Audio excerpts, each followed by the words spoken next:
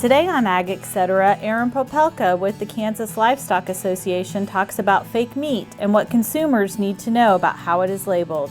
Next, learn what Leadership KFB is, meet the people that are making a difference in agriculture in Kansas. Then Sara Place with Elanco Animal Health talks about sustainability and how ranchers are providing a high-protein product on very little resources.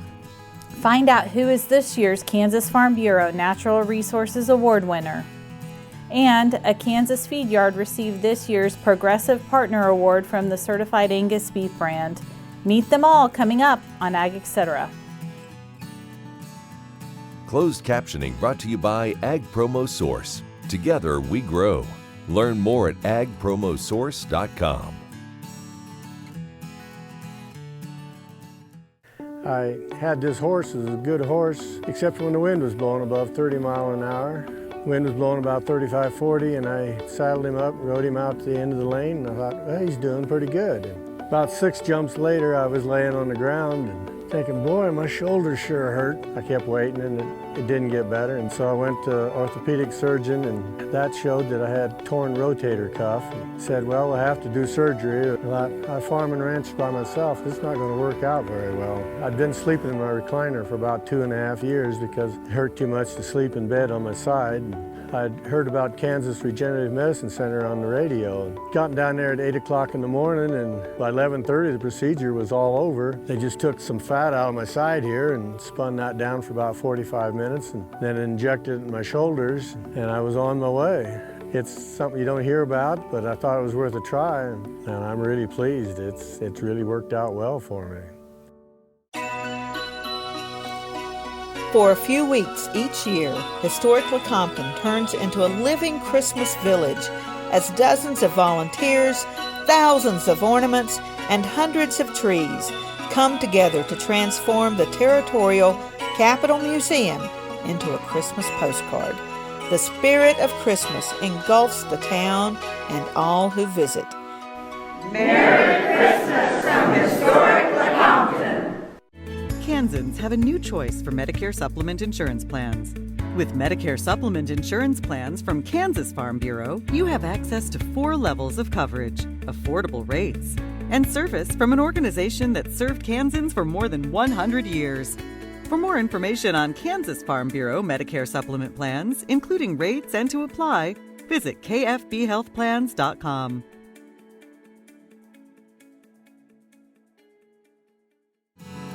This segment brought to you by Kansas Regenerative Medicine Center. Your stem cells, your health, your life.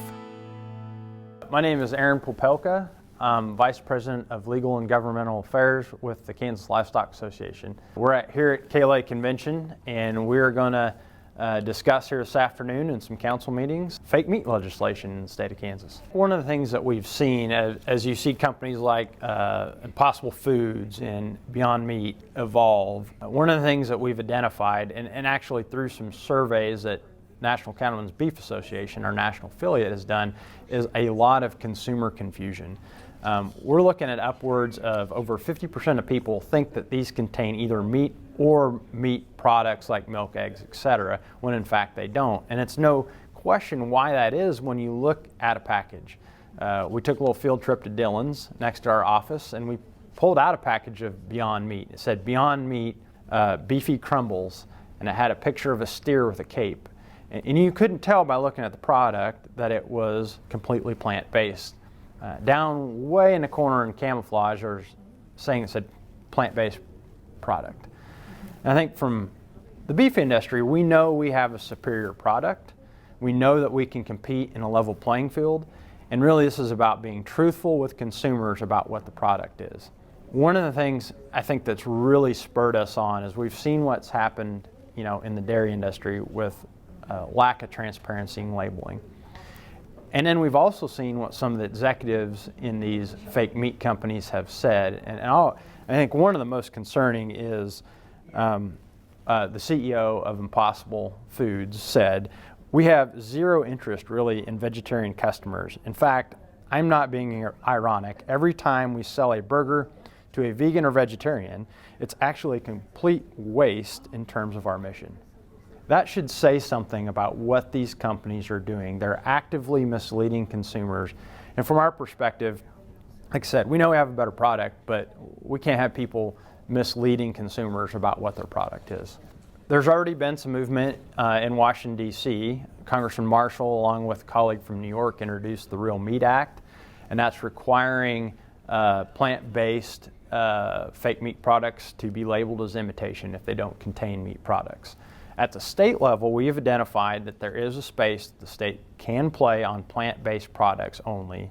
Now, cell-cultured products, because the Federal Meat Inspection Act regulates that across the country, the state can't play in that arena. We can with plant products, and so what we're developing at the state level is a bill to say that if you're a meat analog, which is a fancy way of saying fake meat, then if your product does not contain a meat food product, and that's defined by federal law, then you have to clearly label it and say this product does not contain meat. That's all. We're not saying, our goal is not to say you can't sell it, you just have to label it truthfully. Session starts January 13th. We're going to be rolling out from KLA on social media. We're going to use the hashtag KSFakeMeat. So once session starts, if you want to see what's going on, keep up, follow that hashtag, and it should get you all the latest details.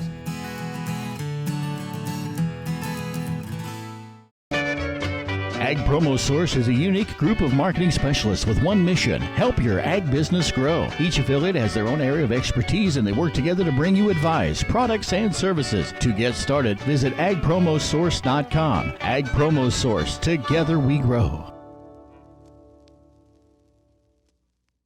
Kansas Corn reminds you that E15 fuel is the right choice for every kind of driver. For the car enthusiast, E15 has higher octane. For the thrifty driver, E15 is priced lower than regular unleaded. For the nature lover, E15 provides cleaner air. For the shopper who buys local, E15 has more ethanol from our Kansas corn farms. Choose E15 for a higher octane, lower price, cleaner American fuel. Message from the Kansas Corn Commission. Learn more at kscorn.com. Kim Mannering with Hardy Insurance. Today we will talk about employee safety and work comp coverage. On your farm, do you ask your friends to come help? Are they considered employees or neighbors helping neighbors? Did you know that you can be held responsible just as if it's a work comp accident? Give me a call, we can discuss. 316-945-6733. Kansans have a new choice for Medicare supplement insurance plans. With Medicare supplement insurance plans from Kansas Farm Bureau, you have access to 4 levels of coverage, affordable rates, and service from an organization that's served Kansans for more than 100 years. For more information on Kansas Farm Bureau Medicare supplement plans, including rates and to apply, visit kfbhealthplans.com.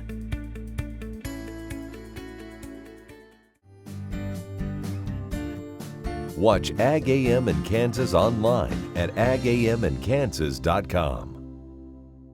This segment brought to you by Kansas Farm Bureau, the voice of agriculture.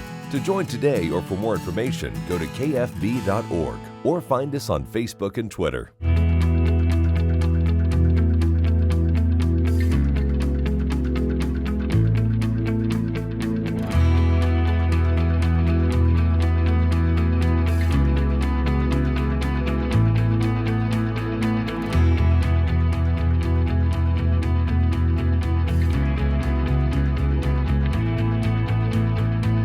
Leadership KFB matters because no matter if you're a large producer, a small producer, a cattle rancher, just work in the industry, you have the opportunity to lead in your local community, whether that's through Farm Bureau or another organization. I thoroughly enjoyed the opportunities to develop my leadership capabilities across all sessions here in the 2019 class year, all of which I hope to take back to my local community and local county board to help develop the organization from the grassroots level. Helping you recognize your strengths, your conflict resolution style, your emotional intelligence, how you talk to consumers, and maybe a more effective way to do that. Leadership KFB brought me out of my comfort zone and has given me the push to do my part in ensuring agriculture continues strong with a positive image and to ask for farmers to share their story. When I first started at the state fair, I had an education booth in a breezeway of a building.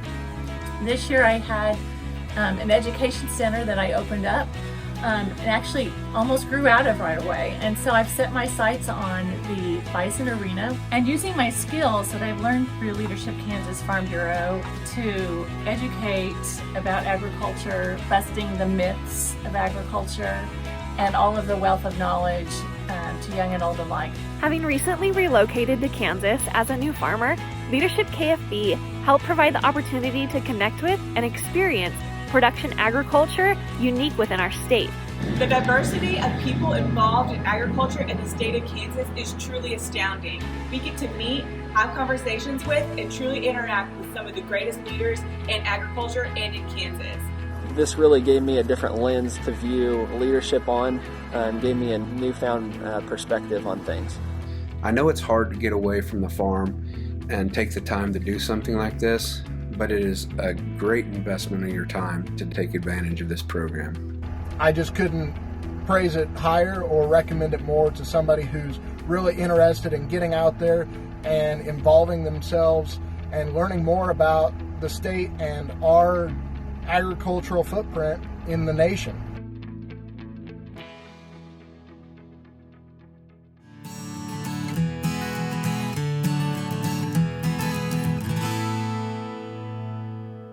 Sure Crop Fertilizers was started by my father, Don Sherman, and my mother, Shirley Sherman.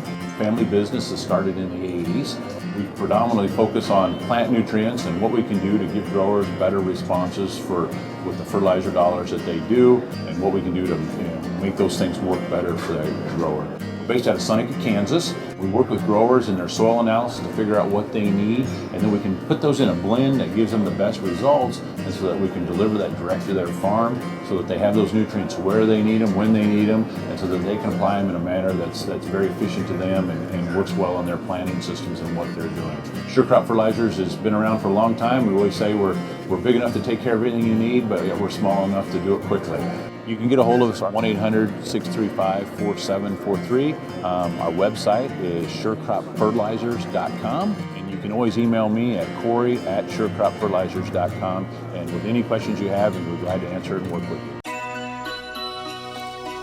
For a few weeks each year, historic Lecompton turns into a living Christmas village as dozens of volunteers, thousands of ornaments, and hundreds of trees come together to transform the territorial Capitol Museum into a Christmas postcard. The spirit of Christmas engulfs the town and all who visit. Merry Christmas from historic Lecompton. This segment brought to you by Kansas Wheat. Learn more at rediscoverwheat.org. My name is Sara Place, so I'm the Chief Sustainability Officer at Elanco Animal Health just recently. But prior to that, I was at National Cattlemen's Beef Association, was the Senior Director for Sustainable Beef Production Research on behalf of the Checkoff for about 3 years. So in terms of my path here, before that even I was at Oklahoma State University. I was on faculty there doing research. So I've spent over a decade doing research on this topic area of sustainability and kind of seeing how the conversation has evolved from a standpoint of really just amplifying the conversation, I would say. It's not going away. So I think if any viewers are wondering, is this kind of a flash in the pan? No, I don't think so, right? It's really just growing in terms of its importance, the conversation itself.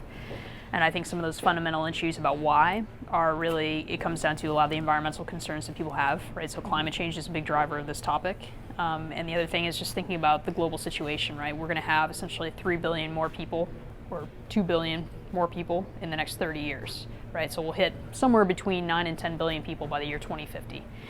So that's one of those things of that concern about how are we going to nourish everybody and do so in a responsible manner is really what's driving a lot of this conversation. I think it's very important that animal agriculture in general just gets out ahead of this topic, and we have seen progress in that, right? We have all the different industries have really come out with their own, life cycle assessments to benchmark where they're at as an industry, and I think that's really important. So we don't want to be on our heels on this conversation, because I think that's where consumer perception comes in terms of thinking that animal agriculture isn't doing anything, right? And that couldn't be further from the truth in terms of the progress that's been made over time, right? There's still more work to be done. But I think it's important to emphasize to people that this is a very important topic to all agriculturalists, right? Whether they've called it sustainability or not, right? Being a good steward of the land, passing on their operation to the next generation, doing good by the community, those are things that our producers have been paying attention to for forever, really, right? So I think that's important to be a part of that conversation, not be afraid of it, because you already are doing these things, right? So it's more about just showing that to people and showing progress that's been made over time, but also talking about what we're going to do in the future. I think that's where it's going to be even more compelling to consumers and more proactive. So I think the key thing, especially when we think about beef cattle producers, right, that's been the world I've been living in for the last few years, is one of the things I think people find compelling is just telling the story of how ruminants fit, right, in the whole food system. Just emphasizing to people that what cattle do is they upcycle protein, right? They take human inedible plants and they make a higher value product, not just from an eating experience perspective, but also from a human nutrition perspective, right? So I think that's one of those key messages of just emphasizing that to people, of saying, hey, you know what, I'm a cattle farmer, right? I'm a grass farmer, but really what I'm doing is taking solar energy and converting it into a nice food for you, right? Beef, right? And that's really important. And so a statistic there to remember is that actually the value of beef from a protein perspective is over 2 times greater than what feed the animals eat, right? So talk about sustainability, making something from nothing, that's where ruminants really shine, right? So that's a key part of it. And I think the other piece of that is just emphasizing to people, you know what, the land that we use mostly can't be used for anything else, right? All the grazing lands in the United States, that's most of the feed resources that produce beef in the U.S., that's a key thing for folks to take away, right? And that protein piece and that quality piece, I mean, that's true for poultry, that's true for pork, but there is a bit of an advantage there, if you will, for ruminants, right? Just they have that ability to use poor quality feedstuffs. I think the other thing to remember is, just because there's so much attention to greenhouse gas emissions, is the key stat for beef is just 2% of U.S. greenhouse gas emissions come from beef cattle in the United States, and that's according to the EPA. That's not an industry number, it's an EPA number. All animal ag is 4% of emissions in the United States. So we hear a lot of attention or a lot of media articles about it, right? But that is not the bulk of our emissions in the United States, right? And if you add all of agriculture and forestry together in the United States, all of our food and fiber production, it's a net carbon sink. Right? So that's one of those things to remember and to emphasize to people, that we're not as big of an issue, if you will, that people think we are. We're making a lot of progress over time, right? And the industry's on a trajectory to even shrink its footprint more. And I think that's where it's just highlighting that to people. And to your point about people want to hear from the agriculturalists, that's where you tie in everything that you're doing on your operation, right? Whether it's from your genetics to your repro program to your health program for your animals, whatever it may be, every little thing that you do contributes to that bigger overall progress that we've been making.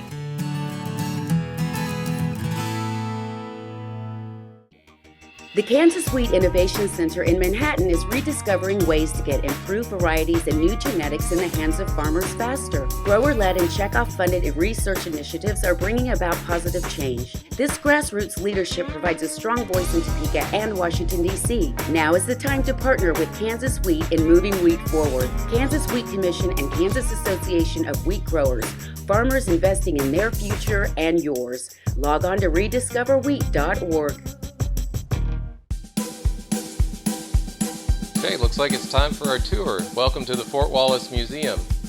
Here at the museum, you're going to find some really interesting stuff, like our replica stagecoach from the Butterfield Overland Dispatch. We've got facades from the fort buildings. We've got an 1870s flag. There's a plesiosaur that was discovered locally. We've got the Ray pump organ collection. We're a little bitty place with a great big story, and we'd love to have you.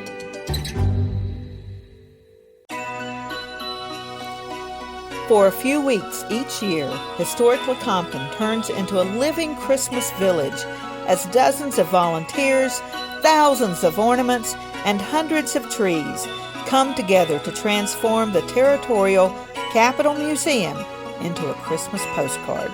The spirit of Christmas engulfs the town and all who visit. Merry Christmas from historic Lecompton. This segment brought to you by Santa Fe Trail Meats in Overbrook. Let us help feed your family. River Farms is a 1,700-acre laboratory for Ted Camburn Jr. and family in Neosho County. The property was first acquired by Ted's great-grandfather, Marion Johnson, in the late 1800s, and it has remained in the family for generations. In addition to growing soybeans, corn, and wheat in the Neosho River's fertile bottomlands, River Farms has a pecan orchard, a timber management plan, and a small cattle herd.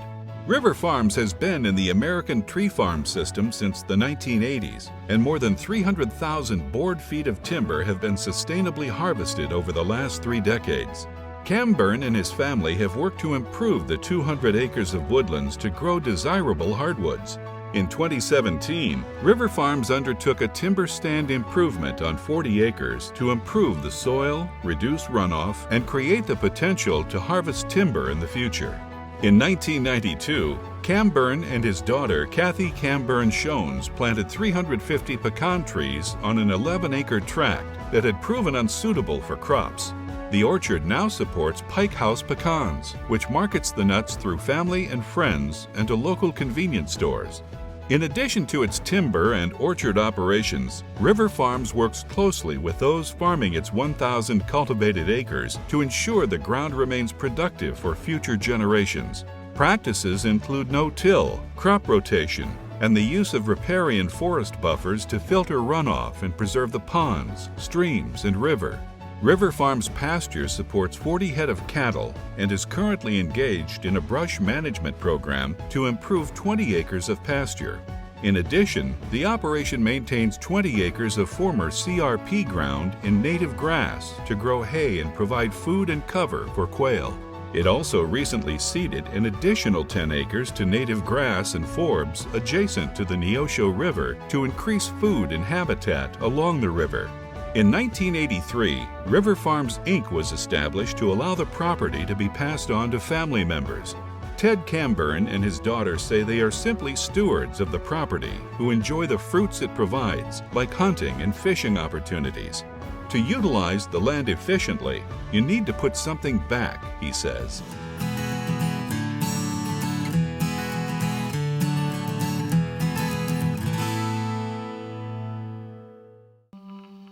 What if U.S. soybean meal were more than a commodity?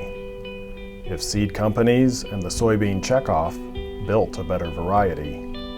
That future is here. The time is now. To meet end-user demands, the soybean checkoff is investing in the compositional quality of soybeans, including meal. A message from the Kansas Soybean Commission, the Soybean Checkoff, progress powered by Kansas farmers. My name's Karen Cope and I have multiple sclerosis. When you have MS, on the outside you look great, but you know what's really going on in the inside is chronic body pain, chronic fatigue. And there's lots of days that I'd wake up and say, oh, please God, help me get through this day. You know, after stem cells, Chloe, my youngest daughter, she was asked by my father-in-law, how's your mom doing? And Chloe said, Grandpa, I've never had a mom like this before. Because she was 8 when I was diagnosed, and she really had no other memory of me but being sick. It's really the simple things that we do as a family, like play cards and to be able to win at cards. You know, they all laugh because I used to repeat myself and say, what hand are we on? You know, where are we at? And it's just been really a true blessing from God, and we're really thankful. This segment brought to you by Sure Crop, liquid crop nutrition delivered right to your farm. High Plains Feedyard does more than simply feed really good cattle. It's a real mixed bag. We have literally some of the best genetics in the world out here, along with some of the worst genetics out here.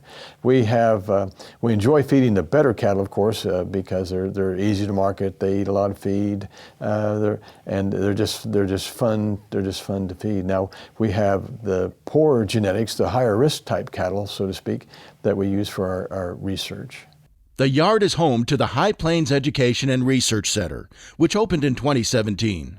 We do genetic research. We have grow-safe nodes where we're studying residual feed intakes, but also on the grow-safe nodes, we're doing some feed additive studies. We're studying the growth development, the growth curve of cattle coming, from a seed stock operator We follow those genetics through to finish. So we're trying to see what that growth curve looks like now that we've changed the makeup of these cattle. We're dealing with cattle that grade 100% choice and better now. So what have we done to that growth curve? We're still finding out if we're feeding the cattle properly. The facility stands to answer industry questions and find ways to meet ever-evolving consumer demands. We felt it was time. The industry has changed over the last 7 years. Genetics have changed. Our ability to study cattle and collect data and see how that affects performance has changed. And so we decided it was time to get into that, to see if we could make some improvements. Besides all the research and data collection, it also serves as a hub for education and transparency. Part of the reason that we built the research center too is I travel a lot of different places, and a lot of people talk about we just don't tell our story very well, and that's all I ever heard. So that's one of the reasons why we built this place. There is a good story to tell, but we're all so busy with the way markets are and environment and weather, and there's a list of things that we worry about, and it's hard to find time to do it. So that's why we have a lot of tour groups out here. They keep us awful busy, but we have the time to do it. For all their efforts in creating quality beef and sharing that story, High Plains Feedyard received the 2019 Progressive Partner Award from the Certified Angus Beef brand. I'm Bob Cervera. Closed captioning brought to you by Ag Promo Source. Together we grow. Learn more at agpromosource.com. Watch Ag AM in Kansas online at agaminkansas.com.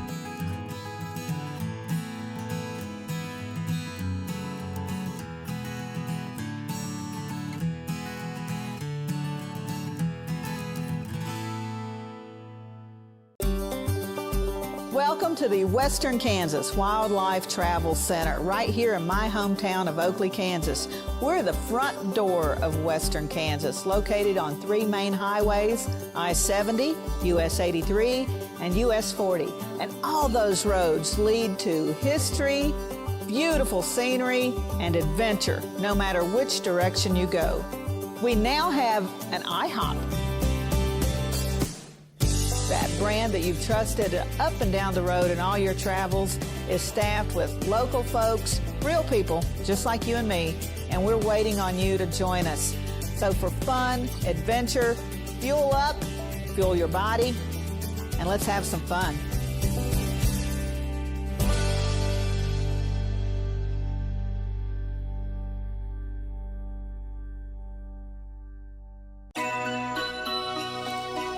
For a few weeks each year, historic Lecompton turns into a living Christmas village as dozens of volunteers, thousands of ornaments, and hundreds of trees come together to transform the territorial Capitol Museum into a Christmas postcard. The spirit of Christmas engulfs the town and all who visit. Merry Christmas from historic Lecompton. Watch Ag AM in Kansas online at agaminkansas.com.